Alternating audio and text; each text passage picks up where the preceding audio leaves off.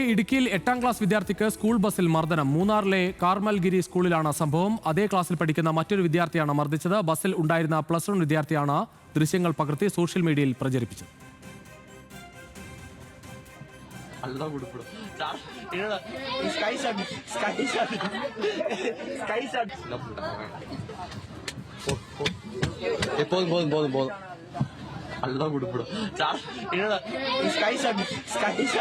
കൂടുതൽ വിവരങ്ങളുമായി Alvin Thomas ചേരുന്നു. ആൽവിൻ, ഈ സംഭവം സ്കൂൾ അധികൃതർ അറിഞ്ഞിട്ടുണ്ടോ? എന്തെങ്കിലും നടപടി ആ അർത്ഥത്തിൽ തുടങ്ങിയിട്ടുണ്ടോ?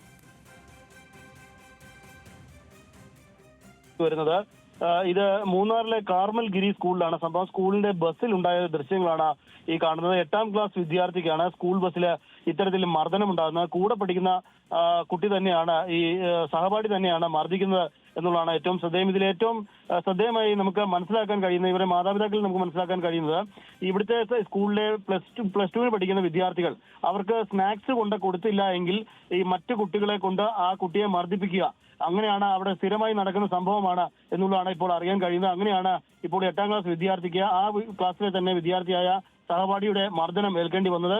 ആ ബസ്സിനുള്ളിൽ വെച്ചുള്ള, സ്കൂൾ ബസ്സിനുള്ളിൽ വെച്ചുള്ള ദൃശ്യങ്ങളാണ് ഇപ്പോൾ പുറത്തു വന്നിട്ടുള്ളത്. ഈ ബസ്സിൽ നിന്നുള്ള ദൃശ്യങ്ങൾ ഇപ്പോൾ ഇവർ തന്നെ, ഈ +1 പഠിക്കുന്ന കുട്ടികൾ തന്നെയാണ് ഇത് പ്രചരിപ്പിച്ചത് എന്നുള്ളതാണ് നമുക്ക് അറിയാൻ കഴിയുന്നത്.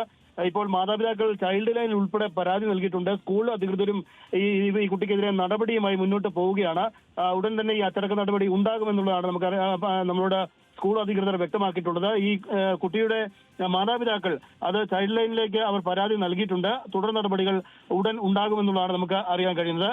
ക്രൂരമർദ്ദനമാണ് ഈ ബസ്സിനുള്ളിൽ വെച്ച് പലപ്പോഴും ഇത്തരം സംഭവങ്ങൾ ആവർത്തിക്കപ്പെടുന്നുണ്ട് എന്നുള്ളതാണ് ഈ പല വിദ്യാർത്ഥികളും ഇപ്പോൾ മാതാപിതാക്കളോട് പറഞ്ഞിട്ടുള്ളത്. അതിന്റെ അടിസ്ഥാനത്തിൽ സ്കൂള് വിശദമായ അന്വേഷണം നടത്തുകയാണ്.